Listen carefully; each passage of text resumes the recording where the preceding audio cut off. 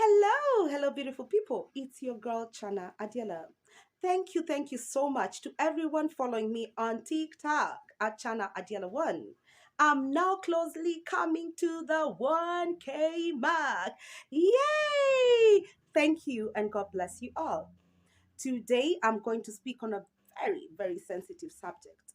There's a group I follow or I'm a member of on Facebook. It's a girls group. And much of the time we vent out in regards to frustrations in life, and more so because of you, sons of Adam. There's this lady who made a post, and she said that she believes that every man should have a wife, and every woman should have her husband. And these brought a lot of fire raining on her. Many were calling her as a very insecure woman. She's not secure in herself as a woman, and they were telling her she's seeking validation in men. Wow. I'm not going to say much about that, but my take on this is yes, I think it's a beautiful thing for one to be married. Okay, it's not a must. I'm not saying that it's a must for every woman to be married, but it's also biblical, it's godly. We can see, like in Genesis 2:24, the word of God says, then a man shall leave his father and mother and hold fast to his wife, and they shall become one flesh. You sons of Adam, did you hear that verse? Did you hear it well? You shall leave your father and mother and hold fast to your wife, holding fast to your wife, and then you become one flesh. Many a time when marriages break, it's because you always bring men and women, you bring the third person into it. When you get married, two become one. That verse there tells us, leave your father and mother. I'm not saying that you don't support or love your parents anymore. No. But what I'm saying is, your wife or your husband comes first in this situation. Your parents, your children, relatives, they come after. When you get married, if I'm the one who is married, my husband becomes first. Yes, first. And if it's anything that we have to do for our parents, we do it together as husband and wife. Not me doing things on the side, swinging my mom money on the side, or my husband swinging money on the side. We sit down and agree. This is what you're going to be doing for our parents. These are their needs. This is how we're going to take care of them. So we come into agreement in that. And that should never be discussed, by the way. That should never ever come into play, because there are cases of husbands not wanting to support their mother-in-laws and wives putting their foot down and saying, you're not giving a penny to your mother and father. That is wrong. Also in the Bible, the word of God tells us, honor your father and mother, and your days will become long. You shall live long. You honor your parents by loving them in word and deed. Not just saying, I love my mom and posting them on social media. I love mom on your birthday, mother's, father's day. No. That is rubbish. You love them indeed. Now they are old. You need to support them financially. And that should never be a discussion that you're sitting down and saying, we are not going to help them. No, help them. And that's also a way that you honor your parents.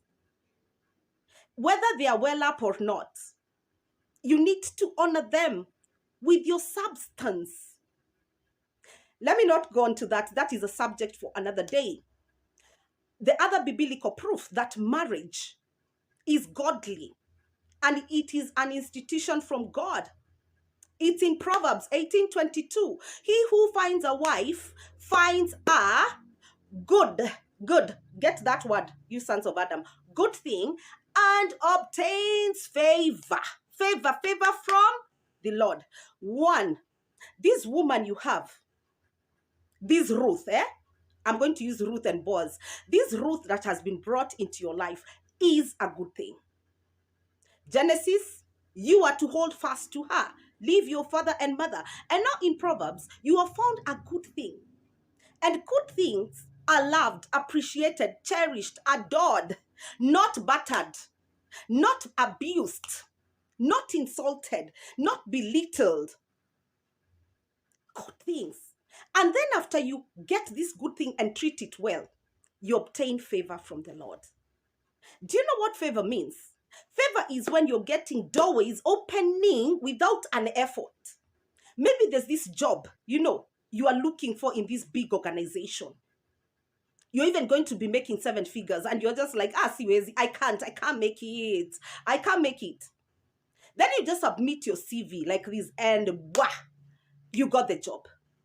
Divine favor. Your business, if you're a businessman, you start getting these huge contracts. You know, contracts you tried before, but they're not falling through. Now they start falling through. Favor. Favor is when things happen, when you don't even deserve them, or even you don't even expect them. So, man, you sons of Adam, your wife is a good thing. Treat her as a good thing, and you'll obtain the favor of the Lord. Now, ladies, now I want to speak to the ladies, you daughters of Eve. I do believe that marriage is a good thing, and to some extent, it's true. A married woman is better accepted and respected in society. But I'm not saying that everyone is cut out for marriage. No. And one thing I want to explain here is sometimes being single is not by choice. These days, girls are more empowered. They're going to college, to university, getting their degrees. And they're getting white-collar jobs. But I'm not trying to say here that that independent girl is the one who doesn't want to get married. No.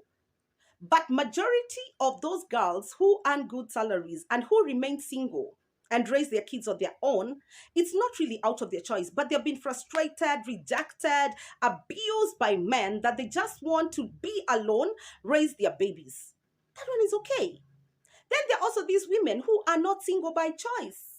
Circumstances come into play. You are married. It was an abusive marriage. You are being mistreated. You just had to walk out. Others got babies at an early age, out of high school, in college. Or you dated someone, you got pregnant. They didn't want to marry you. They detailed you. It's not by choice. And society should not be frowning upon these women. They should not be like looking at them as loose women. They're not loose women.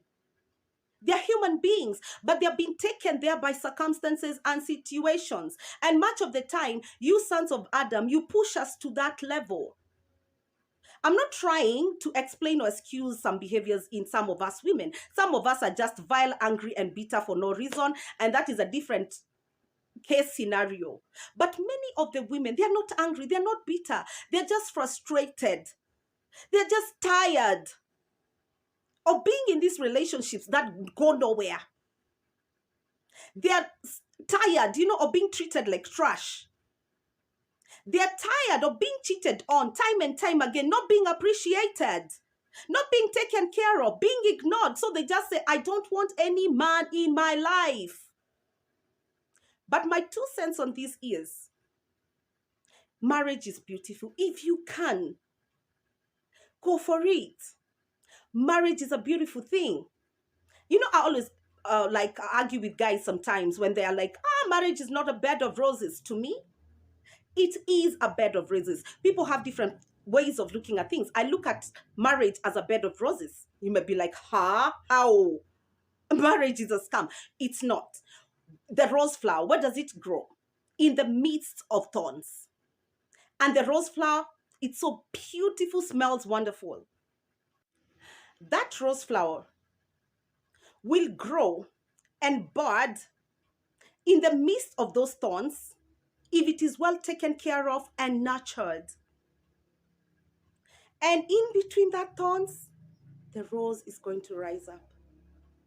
So marriage has its own challenges. But if it's taken care of, issues resolved, there's respect, love, mutual understanding, it shall blossom and bloom and be such a beautiful thing. So for me, I'm Team Marriage, and Team Jesus. I love you all with the love of Christ and remain blessed. Bye-bye.